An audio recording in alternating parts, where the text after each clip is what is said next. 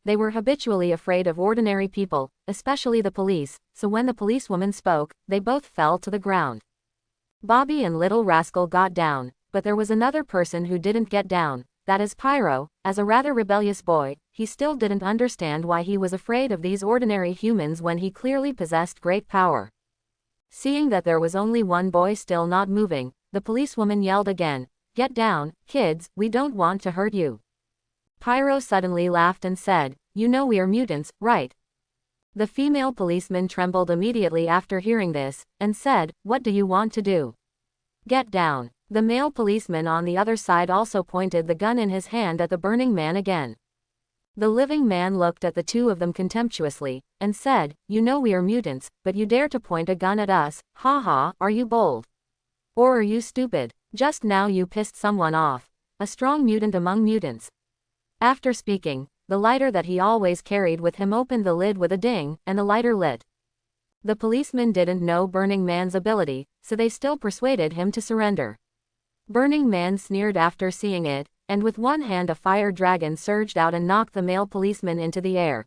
Seeing that his attack was effective, Burning Man laughed, waved his hands repeatedly, and several fire dragons flew around, destroying all the police cars in just a short moment. Burning Man laughed loudly and said, "Ha ha, let me see if you still dare to provoke me." Whoa whoa whoa. A police car seems to have heard the explosion here, and the Burning Man's eyes flickered when he saw it, and he waved his hands again, trying to destroy the car and the people inside. Seeing that Pyro was going too far, Little Naughty gritted his teeth, took off his gloves and grabbed Pyro's ankle, and rescued the two policemen who were trapped in the police car in a very thrilling manner. Only then did he let go of Pyro, who was about to pass out. At this moment, the fighter jet that Adam and the others were riding rushed to the scene and landed in the open space created by the Burning Man. Seeing the scene below, Adam immediately stepped out of the plane and said, "Hey, you guys hurry up and get on the plane, do you still want to play hide and seek with the police?" Little Naughty and the others had seen Adam like this on TV before, and they were pleasantly surprised. "Ah, it's Shying. Why is he here?" Adam smiled and said, "It's me, little ones.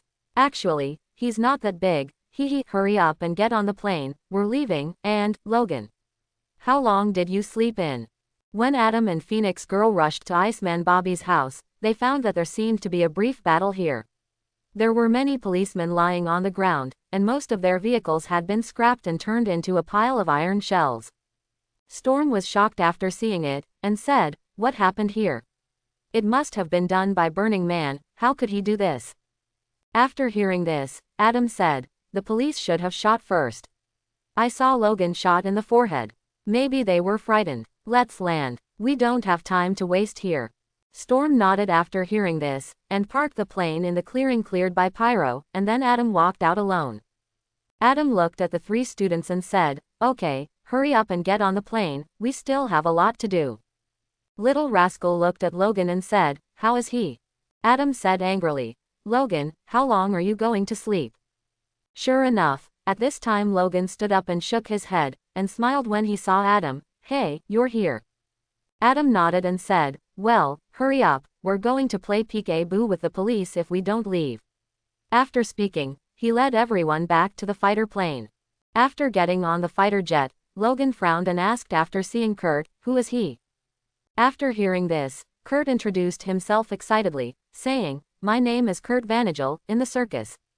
Before he could finish speaking, Logan interrupted him up. "Okay, shut up." Kurt shrugged helplessly, sat quietly in his seat, let Adam laugh for a while, and then explained to Logan the origin of Blue Devil Kurt and the decisions they made. After hearing this, Logan asked, "Are we really going to find Magneto?" Adam nodded and said, "Yes, there are some things we need him to tell us, and Magneto and Mystique are also very powerful and will help us." Logan said, "But we can't be sure if he will help us." Adam smiled after hearing this, and said, "No, it is confirmed that Magneto will help us. Athena has found the location of Magneto. Do you need me to contact Magneto? Mystique seems to be looking for you on the internet." Phoenix Girl nodded, and said, "Okay, we don't know where we are going now, it's best to ask Magneto, where the professor will most likely be taken." Adam said, "No problem." After speaking, he reached out and pressed his ear,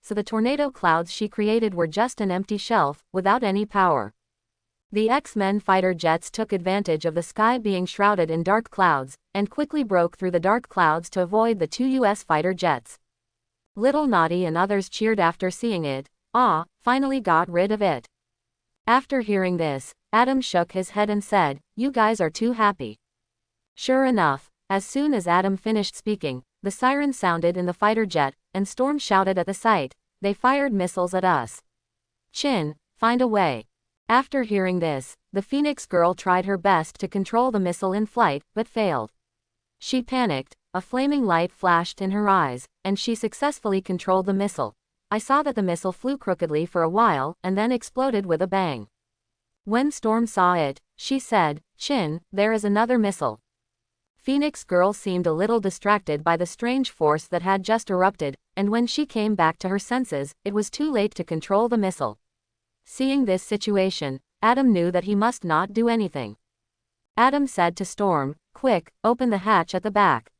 Others grab the objects around them and don't get thrown out." After hearing this, Storm remembered Adam's ability, and quickly opened the rear hatch. Adam came to the rear hatch, aimed directly at the missile and shot a heat ray over it, then directly pulled the rear hatch and closed it violently. Although Adam managed to keep the missile out, the energy generated by the missile's explosion directly caused the X-Men's fighter jet to lose control, spinning in the air like a kite with a broken string, and the students couldn't help but scream for help. Adam frowned and said, "That's enough, stop arguing. No matter how much you are arguing." Storm also shouted, "Can you please be quiet? I will be able to control the plane soon, don't let me be distracted." Hearing what Adam and Storm said, Little Rascal and the others immediately shut up. Sure enough, the plane was quickly controlled by Storm and flew to Canada. For a period of time, they did not encounter any interception, so they came to the XX point in the Canadian Rockies before dark and landed. After the plane landed safely on the flat ground, the Phoenix girl asked Adam, "I haven't found any traces of Magneto and the others, can you check where they are?" Adam nodded and said, "Okay, wait a minute." After speaking, he contacted Athena, and soon got the location information of Magneto. Adam got off the plane and looked at a mountain on the left, and then said, "I have seen them, they are not far away, they are walking towards us, and it will take about 2 to 10 minutes to get here."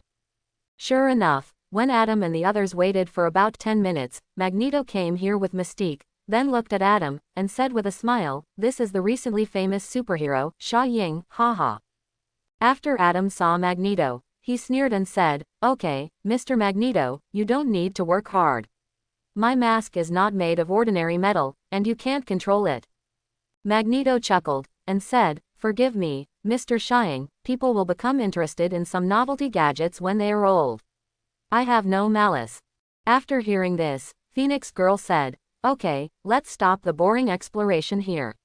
We want to know how Stryker knew about the existence of the brainwave enhancement machine, and did you tell him the address of the school?"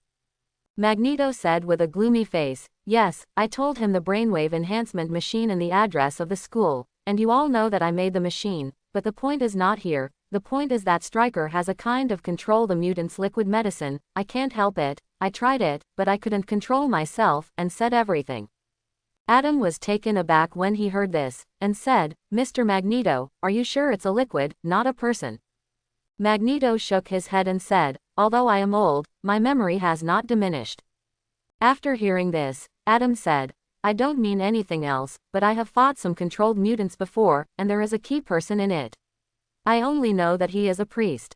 I always thought that the control of mutants it's him." Magneto was taken aback when he heard this, and said, "Are you talking about the mutants who attacked Ellis Island? I remember that Stryker said that in order to divert the attention of S.H.I.E.L.D., he seemed to cooperate with other people." Adam asked suspiciously, "Did you hear it with your own ears?" Magneto said gloomily, "Yes, he said it when he came last time.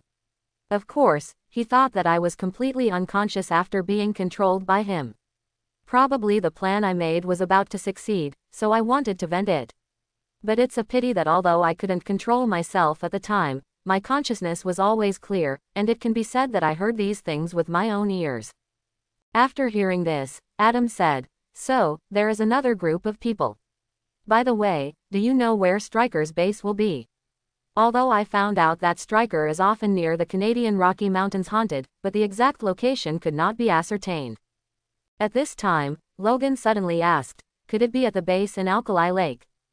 Storm asked suspiciously, didn't you say that nothing was found there? Logan said in a deep voice, I think I must have overlooked something. After hearing this, Adam asked, could it be underground?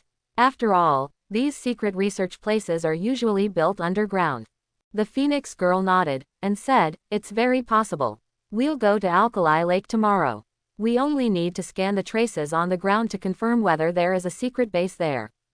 After hearing this, Magneto said, hee hee, since we know where the other party is, let's rest.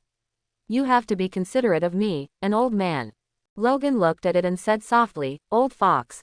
Magneto smiled after hearing this, but was not angry. Others also felt that Stryker was in a state of high alert and was not suitable for attacking, so they also agreed with Magneto, and planned to rest here for the night, and went to Alkali Lake early tomorrow morning to check.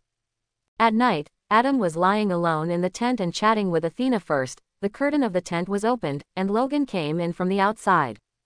Adam was a little puzzled, and said, hey, Logan, what's the matter? Logan shook his head and said, it's okay, I just couldn't sleep and came to chat with you. I'm the only one here. Why are you still wearing a mask? After hearing this, Adam smiled and said, oh, that's true. After speaking, he reached out to grab his mask, and then stopped suddenly. Hey, what's the matter? Is someone peeping? Logan asked with some doubts. Adam sneered, and said, Mystique, put away your tricks. If you test my identity again, I will be rude to you. Logan didn't seem to understand what Adam said, and said, what are you talking about? Adam impatiently said, okay, Mystique, don't play tricks, it seems that you don't understand my ability. I have seen that in the real Logan, he is with Ms. Chin, and, Logan knows my ability, my name, you haven't called my name since you came in, which already made me suspicious, so don't act any more. Logan giggled after hearing this, changed back to the form of Mystique, and said, hee hee, I didn't expect you to have the ability to see through. Doesn't that mean that you can peek at other people's bodies? Hey, tell me, Phoenix, how about the girl? Adam suddenly reached out and grabbed Mystique's neck, who was too late to react, and said coldly, I said, get out. Come in next time, and I will really kill you. After speaking, the demon the Shape Girl was thrown out of the tent. Of course, because Adam had no intention of hurting others, he used cleverness, and Mystique was not injured, so she smiled and left. Silent all night. The next morning, everyone had a simple breakfast, and then took an X-Men fighter jet to the sky above Alkali Lake, and scanned the terrain near the dam in detail. As a result, they found some clues. Storm pointed to the simple model made by the aircraft computer, and said, according to these data, we can know that the entrance to Stryker's secret base is inside the flood discharge channel of the dam, but the question is, how do we get into Stryker's secret base? K's base. Logan volunteered after hearing this, let me go. Magneto shook his head after hearing this, and said, I don't think you can open the door from the inside. After hearing this, Logan said angrily, then how should we go in? Adam pointed to Mystique and said, let Mystique go in like you. Didn't you say that Stryker knows you and is very interested in you? In that case, as long as he sees you coming, he will definitely come. Go check it out, this is our chance to get inside the base. Upon hearing this, Logan asked, can she? Mystique sneered and said, didn't you already see it last time? Logan said disdainfully, it seems that you lost that time. Mystique sarcastically said, if you don't have those metal claws, I won't be the loser. After hearing this, Adam stopped the two of them and explained, Mystique can not only change into anyone's appearance but also has high hacking skills. If she goes in, she will definitely be able to open the door of the base. Magneto said a little proudly, that's right, Ruiwin is very good in many ways, but you haven't seen it yet, let her go, I trust her. Under the Alkali Lake Dam, in Stryker's Mutant Research Center. Standing in the monitoring room, William Stryker looked at his subordinates who were busy, and asked, is the brainwave enhancement machine ready? When will it be put into use? After hearing this, a staff member replied, it's almost finished, sir. It can be run in about 10 minutes. Stryker exhaled after hearing this, and said, okay, just wait for 10 minutes. Let your people speed up, and everyone should be on alert. At this moment, a person in charge of monitoring said, "Sir, someone has entered the flood discharge channel and has already walked to the gate." Stryker was taken aback when he heard the words, and then saw Logan standing at the door and shouting continuously. Stryker smiled and said, "Oh, isn't this my test product? Is my lovely lamb finally going home? Hee hee, let him in, but don't give up your guard. I'll be here soon." Out. When Stryker arrived at the door, he found that Logan was being escorted by the soldiers very quietly. He frowned and said, "This is not Logan, the real Logan will not be so quiet. Kill him." After finishing speaking, just turn around and prepare to leave. After Mystique heard it, she smiled and returned to her original state. She knocked down those soldiers to the ground with her superb fighting skills, then closed the door on the side, and slipped into the door herself. By the way, she gave Stryker an international general gesture, a middle finger. Stryker was furious after seeing it, and said, "Hurry up, open this door, go to the monitoring room, her target will definitely be the monitoring room, hurry up." He asked the soldiers to open the door, and then led the soldiers towards the monitoring room. Room ran. At this time, Mystique had already turned into Stryker, and she led a person into the monitoring room, and said in a rather hasty tone, "A mutant who can change her appearance has sneaked in.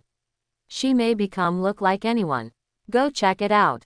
After hearing this, the soldiers left in the monitoring room couldn't react for a while, and asked doubtfully, "Can you become anyone?" Mystique nodded and said, "That's right. That's it." After finishing speaking, she picked up the guns of the soldiers around her, used the guns as sticks, and slammed the two soldiers unconscious, then closed the security door of the monitoring room up. When the real Stryker came to the monitoring room, he found that the security door had already started to drop, they couldn't pass through at all, and there was actually another self standing inside, who blew a kiss to him very charmingly, which made him furious. Stryker said angrily, "Hurry up and open this door." After hearing this, a soldier said, "Sir, this door can only be opened from the inside. It is specially designed to prevent the monitoring room from being invaded by outsiders. The door cannot be opened from the outside." Stryker was furious, and sarcastically said, "Oh, really? That would be great. Bomb the door open. If I come back and find the door still open, you go jump into the lake bar." The soldier trembled and said, "Yes, sir." After speaking, he walked over to prepare half a bomb. Stryker snorted coldly, then saw that the monitor was turned on, and said, "Get rid of this thing for me." A soldier beside him quickly took out his pistol and blew up the monitor with a bang. At this moment, the alarm that the gate was open sounded in the base, and Stryker saw it, and said, "That mutant has opened the gate of the base, a few of you guard here, others follow me." After speaking, he walked towards the brain-wave strengthening machine. Outside the gate of the base, Adam, Logan, Magneto, Phoenix, Kurt, and Storm waited for Mystique to open the gate of the base. As for the students, they stayed on the plane outside and asked them to wait quietly. 10 minutes after Mystique entered, the gate of the base was opened. Magneto smiled slightly and said, "Hee hee, Sesame is open." After all, Mystique is his right-hand man, and now he can do things that others cannot. We'll be happy. In fact, Adam can also do it by opening this door, but unfortunately that method is more violent. If Stryker knows that the person coming is too powerful, he will definitely kill Professor X immediately. This is not what Adam and the others want to see, so Adam did not make a move. Adam looked at Magneto and said, "Okay, we should go in, otherwise your right-hand man will definitely be blown to pieces." He had been watching the situation inside just now, and knew that Stryker's soldiers were about to blow open the security door of the monitoring room. After hearing this, Magneto smiled and said, "Okay, let's go in." After speaking, he was the first to go in. After seeing it, Adam shrugged, walked into the base with Logan and others, and then successfully found the monitoring room through Athena's guidance, and knocked out several soldiers who were guarding here. Magneto looked at the door that had been bombed several times, and said, "It seems that the violence opened later." After hearing this, Adam came to the security door and stretched out his hand. After a harsh sound, Adam opened the door of the monitoring room very violently. Magneto took a deep look at Adam, and said, "Hee hee, Mr. Sha Ying, your ability is really strong enough." Adam said lightly, "It's nothing, this is my innate ability." After speaking, he walked into the monitoring room. Phoenix Girl followed Adam into the monitoring room, and asked Mystique, "Have you found the whereabouts of the professor?" Mystique said without turning her head, "The innermost room, where all the energy flows. I think the brain booster must be here." After hearing this, Adam asked, "Can you turn off the energy there?" Magneto shook his head and said, "No, if the brain booster is forcibly stopped, Charles will die too." Adam looked at Phoenix Girl when he heard the words. Phoenix Girl nodded and said, "He's right, we can only rescue the professor now by going to the room with the brainwave booster." Magneto smiled slightly and said, "Hee hee, you shouldn't doubt me. Although I have different ideas from Charles, our standpoints are exactly the same. We are both fighting for the future of mutants, using the methods we choose." After hearing this, Adam said, "Sorry, I'm not a mutant." At this moment, Storm suddenly asked, "Hey, Logan is gone, where did he go?" Adam pointed to Stryker on the surveillance screen, and said, "He went to find his past, which seems to be related to Stryker." After hearing this, Phoenix Girl said, "Okay, we don't have time. I have already sensed that the brainwave enhancement machine is activated. If we don't hurry up, several of us will definitely die." After hearing this, Magneto put on his helmet and said, "Then let's go quickly. Mystique and I will go find Charles, and you go and rescue those children." After hearing this, Phoenix Girl said, "I will also go to the professor together. After all, I can sense the professor's position. As for the children, Aurora, Kurt and Sha Ying will definitely be able to rescue them." After hearing this, Adam said, "Okay, I'll listen to you, and you should be careful." Phoenix Girl smiled and said, "Don't worry, nothing will happen." After speaking, she left the monitoring room with Magneto and the others. After looking at it, Adam said, "In this case, let's act too. Kurt, you take the children out of it, and then I will use my speed to send them back to the plane. After all, if there is a battle here, you will definitely can't take care of it." Kurt smiled. "No problem." Knowing Adam's speed, Storm nodded and said, "Okay, I'll trouble you then." In this way, Adam and his party came to the outside of the special room where the children were held, and then Kurt carried the children out one by one, and Adam sent them back to the plane one by one at his own speed. Adam sent back the last child. When he returned to the base, the whole base suddenly shook, and several cracks appeared in the dam above the foundation. Adam frowned and said to Storm, "Although I don't know the reason for the earthquake, I saw that the dam was damaged by the earthquake just now. I went out to find a way to plug those cracks. You go to support and teach them. It's best to hurry up." After saying that, he left. When Adam, Storm Girl and others were rescuing the children trapped in Stryker's base, Phoenix Girl and Magneto met Cyclops, who was controlled by Stryker, and he suddenly launched an attack. The moment Phoenix Girl hit Magneto and Mystique with the laser beam of Cyclops, she knocked them down with her mind and saved their lives. Just as Magneto was about to speak, he heard Phoenix Girl say, "You guys go first, leave this to me." Magneto turned his head and saw that Cyclops was being controlled. He looked at Mystique and knew that he was lucky. Magneto said indifferently, "Aha, it seems that there is something wrong with their relationship." Mystique smiled slightly when she heard the words, and said, "Maybe, I don't really understand this." She satirized Phoenix Girl with Magneto, and then left here with Magneto. Phoenix Girl watched Magneto and Mystique leave, then turned to look at Cyclops with a sinister face and an evil smile on his face, and said, "Scott, it's me. Wake up. It's a pity that Stryker's control potion is made with his own child's brain, so it is extremely powerful." Cyclops didn't say a word, staring at Phoenix Girl. Another laser beam shot over. Seeing the laser beam coming, Phoenix Girl jumped to the right to avoid Cyclops' attack, and with a wave of her right hand, an iron box flew from the side and hit Cyclops. However, the controlled Cyclops is not only faster but also more ruthless than usual. Therefore, seeing the iron box hitting him, Cyclops didn't even think about avoiding it. A laser beam sent the iron box to the ground. Wrecked.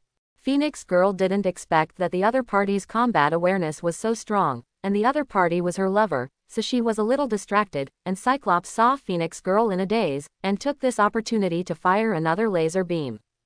The Phoenix Girl had no time to dodge and had to block the laser beam with her mental power, but the laser beam of Cyclops was not so easy to resist, and recently the Phoenix Girl's mental power just happened to be in a state of ineffectiveness, so resisting the laser beam like now is not good for it, is a very dangerous thing for the Phoenix Girl, because her mental power only lasts for a few seconds, and the Phoenix Girl may die because of it. Phoenix Girl shouted anxiously, "Scott, wake up."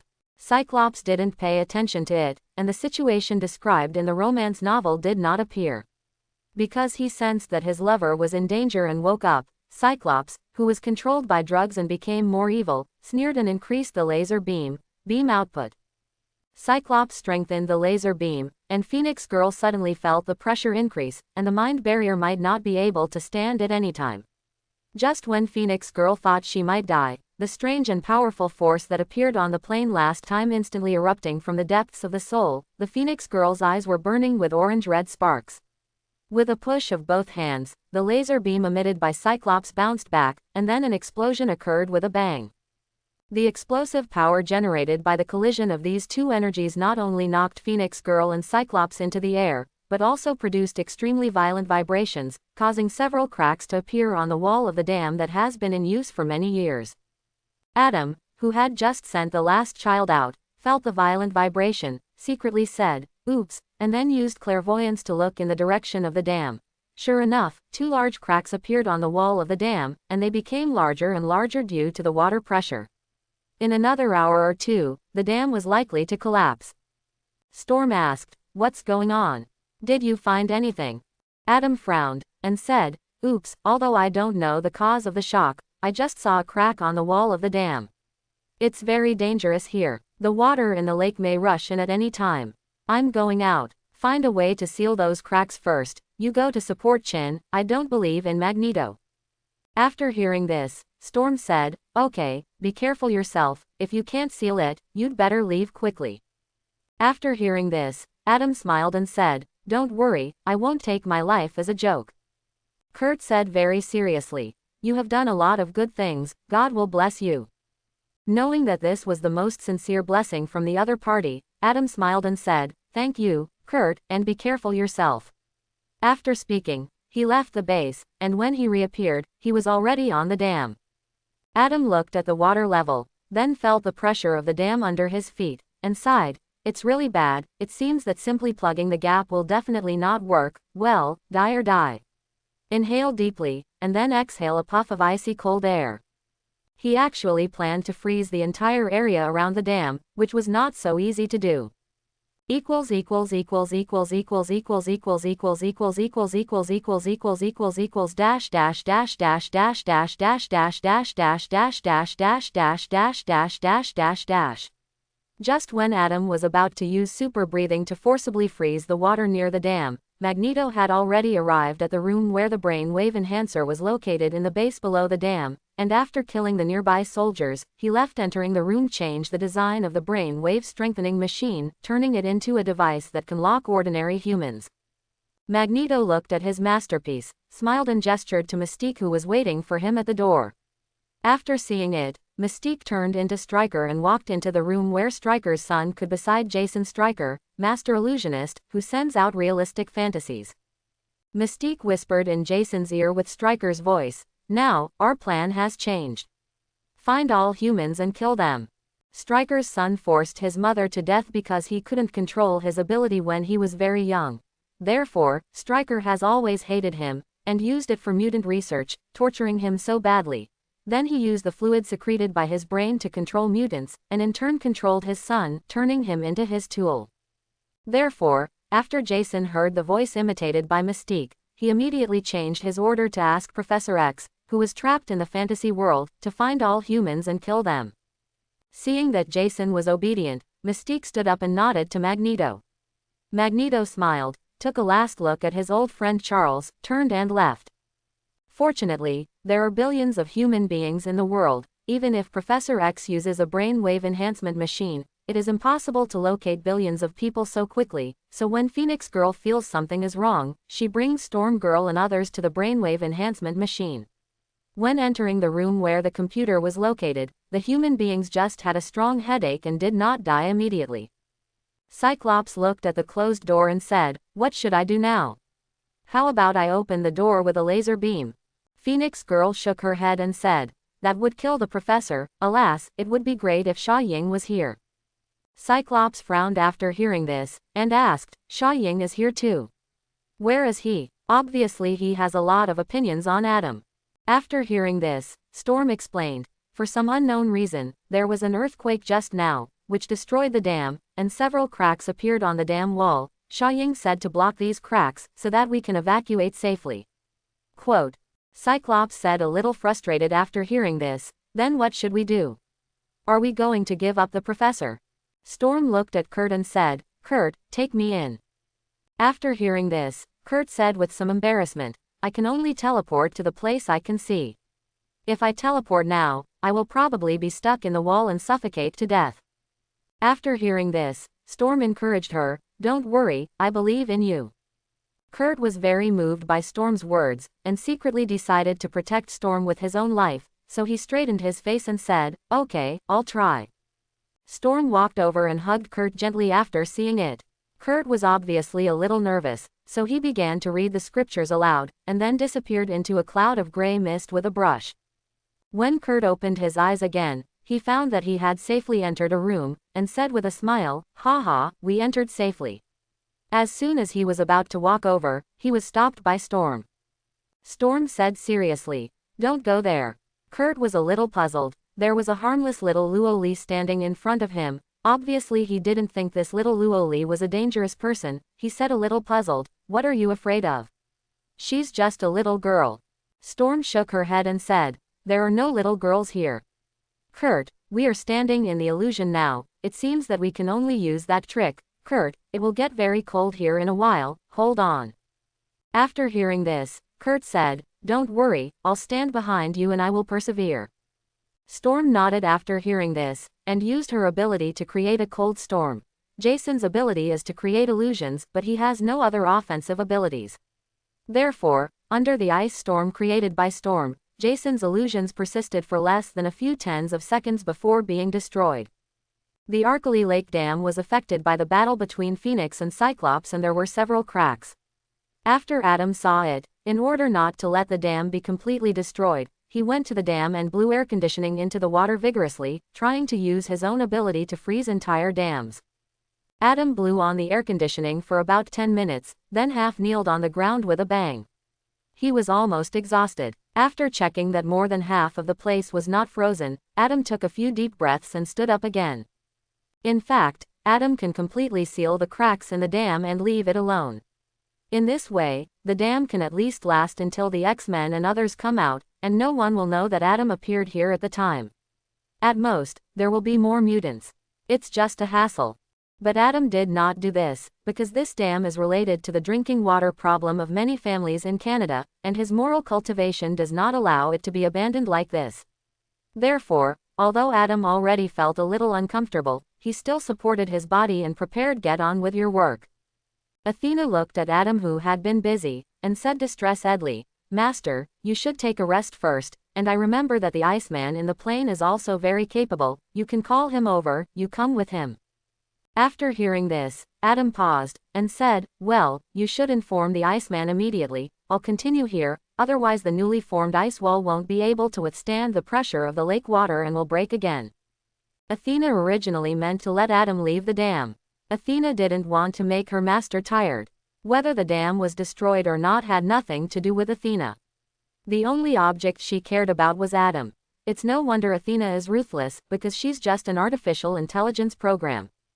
But now that Adam has said so, Athena has no choice but to do so, so she said helplessly, okay, I will notify now. By the way, Master, you should bask in the sun first. I found that the sun can speed up your body's growth rate. Recover speed. This is a secret about Adam's body that Athena discovered just now. After all, Adam has never been as tired as he is now. Even the last time he fought a magician, it was just a headache caused by excessive use of brain power.